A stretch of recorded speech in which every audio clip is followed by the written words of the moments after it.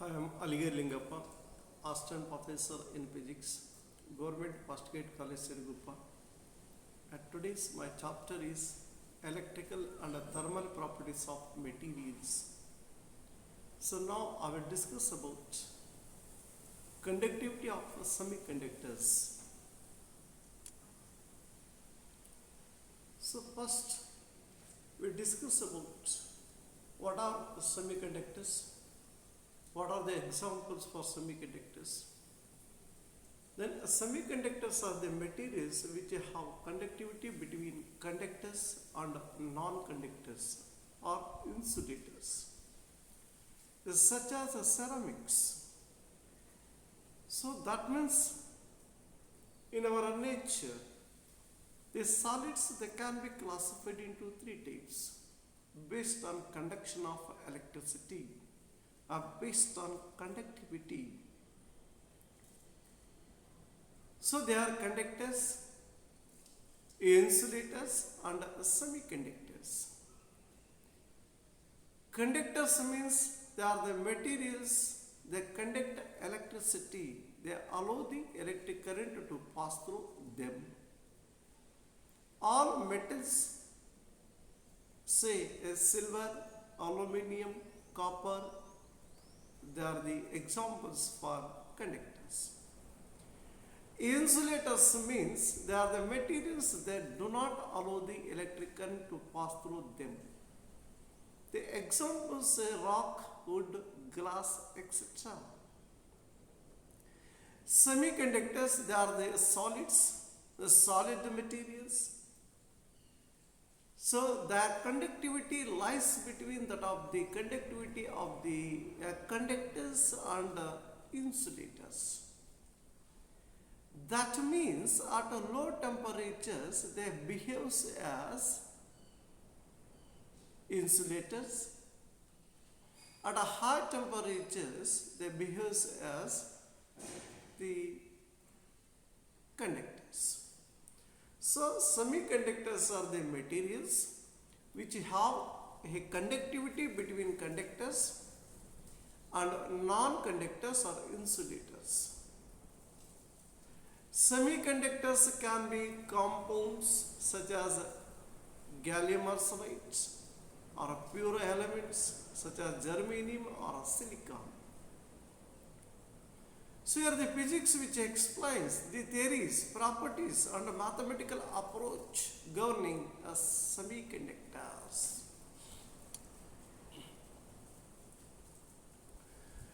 So let us see examples of semiconductors. Gallium arsenide, germanium and silicon are some of the most commonly used semiconductors. Silicon is used in electronic circuit fabrication and gallium arsenide is used in solar cells, laser diodes, in some other cases. So what we know that in case of conductors, where the electrons are the charge carriers, but in case of insulators, no charge carriers. But in case of semiconductors, holes and the electrons, they are the charge carriers. That means holes and electrons are the types of charge carriers accountable for the flow of current in the semiconductors. Here holes means usually the holes which exist in the valence band. Hole means it is a vacant site of electron.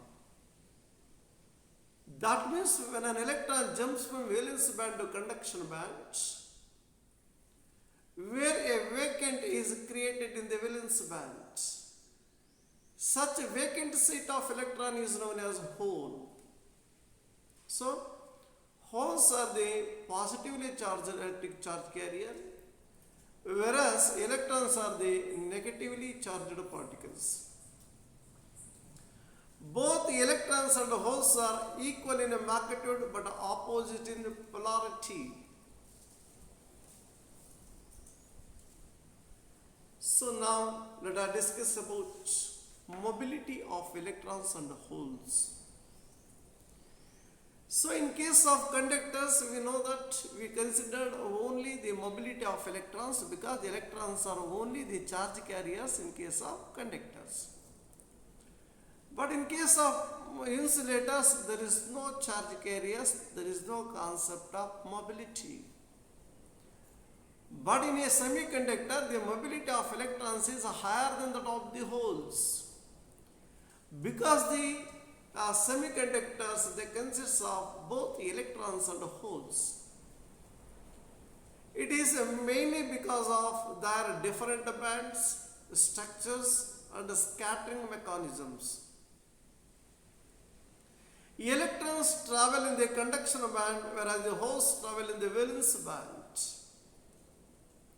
When an electric field is applied, holes cannot move as freely as electrons due to their restricted movement. The elevation of electrons from their inner shells to higher shells results in the creation of holes in the semiconductors. Since the holes experience a stronger atomic force by the nucleus than electrons, holes have lower mobility.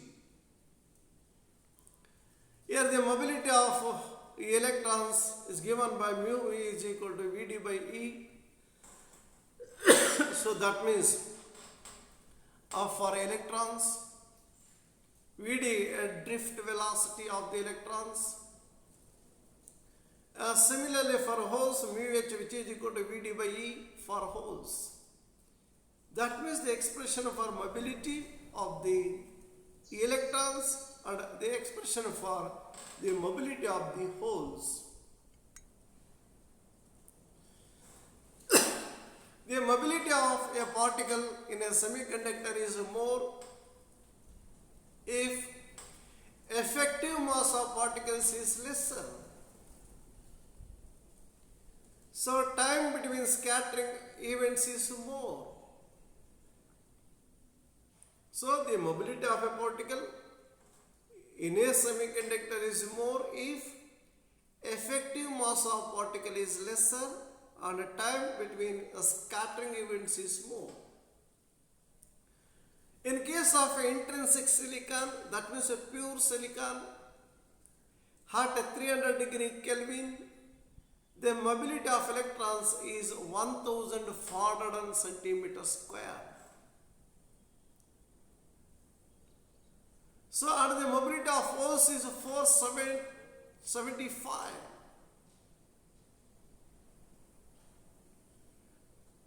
Then the band model of electrons in silicon of valency 4 is shown below.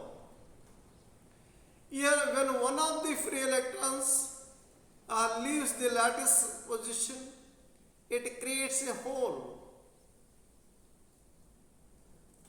So this hole thus created takes the opposite charge of the electron and can be imagined as positive charge carriers moving in the lattice. So here look at the concept of electrons and holes in semiconductors. So vacant site of electron in the lattice section, so called hole, then is represented by the gray color, gray in color. So then electrons, they can be represented by the blue circles. So that means the arrangement of electrons in different materials. So now let us discuss about the band theory of semiconductors. The introduction of band theory happened during the quantum revolution in science. Walter Hitler and Fritz London discovered the energy bands. So we know that the electrons in an atom are present in different energy levels. when we try to assemble a lattice of a solid with n atoms, then each level of an atom must split up into n levels in the solid. This splitting up of sharp and tightly packed energy levels forms energy bands. The gap between adjacent bands representing a range of energies that possess no electron is called a band gap. So we know that the electrons in an atom are present in different energy levels. When we try to assemble a lattice of solid with n atoms, then each level of an atom must split up into n levels in the solid. This splitting up of sharp and tightly packed energy levels forms energy bands.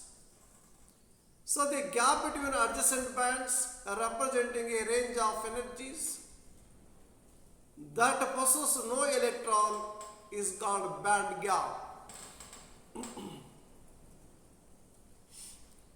So you see the elements, so called materials, insulators, semiconductors and conductors. They are the three different types of materials. So in case of conductors, there is a small gap between conduction band and valence band. So before that you see that what is conduction band and then what is valence band. Here the band which contains valence electrons is known as a valence band. The band which contains free electrons is known as free electrons or conduction electrons is known as a conduction band. So the conductivity of the materials which depend on the difference between the energy gap of between conduction band and valence band. Now we see the left diagram. This is for insulator.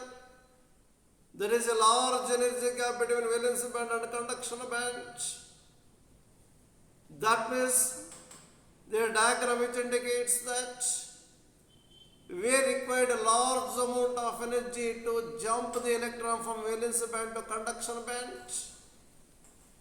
Practically which is not possible, so that the insulator which does not conduct electricity, that means always the conduction band is empty, valence band filled band. So then you see the middle diagram.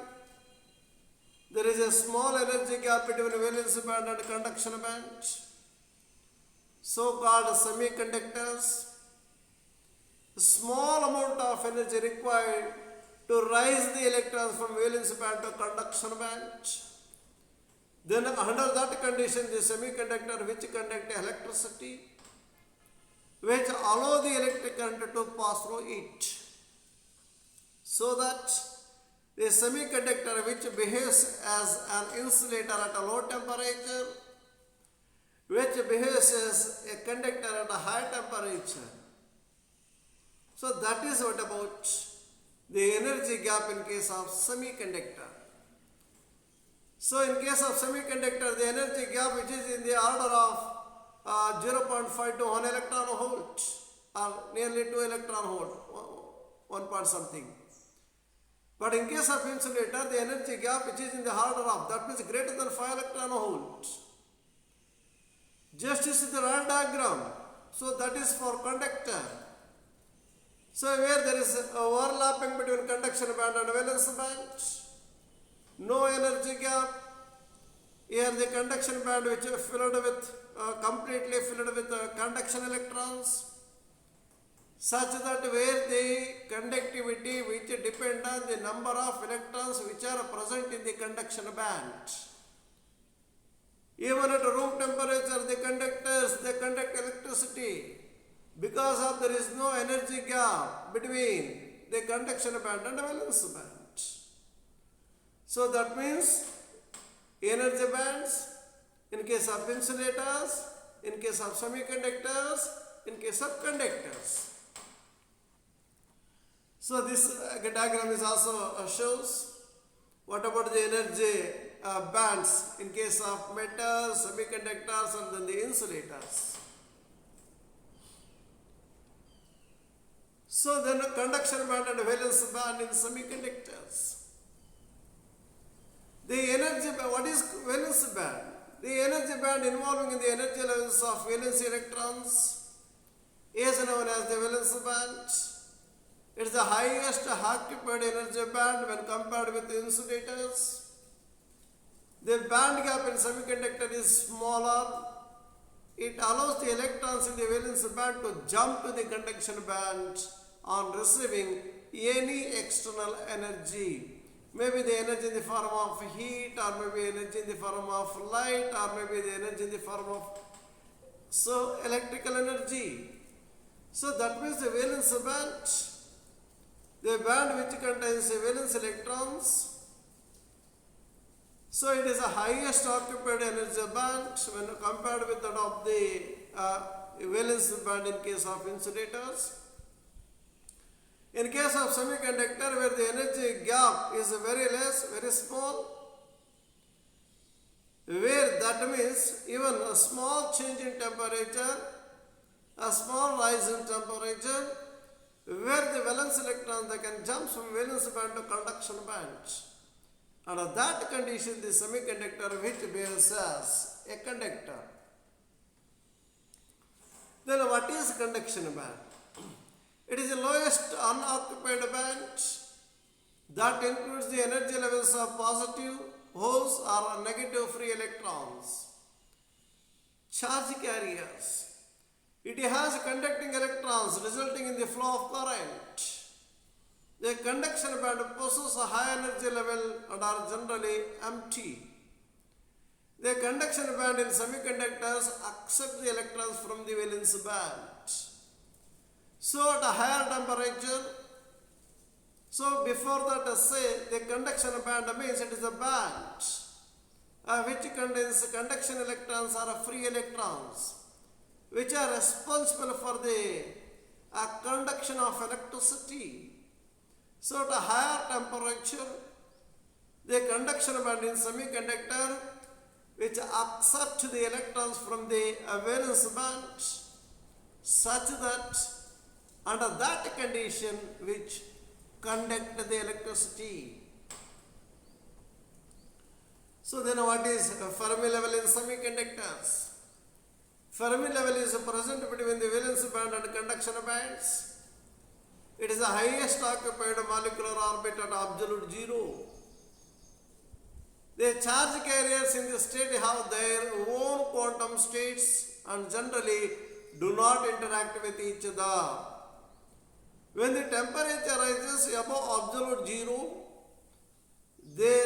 these charges carriers will begin to occupy states above Fermi level. So in case of p-type semiconductor, there is an increase in the density of unfilled states, thus accommodating more electrons at the lower energy levels, however in n-type semiconductor. The density of states increases, therefore accommodating more electrons at a higher energy levels. So-called Fermi level in semiconductor.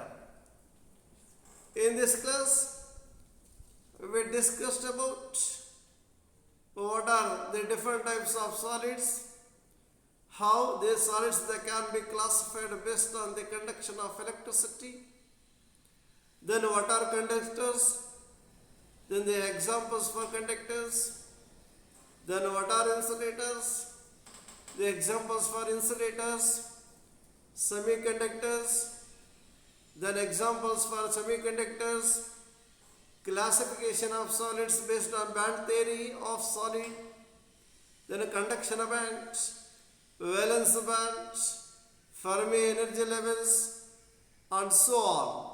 Thank you.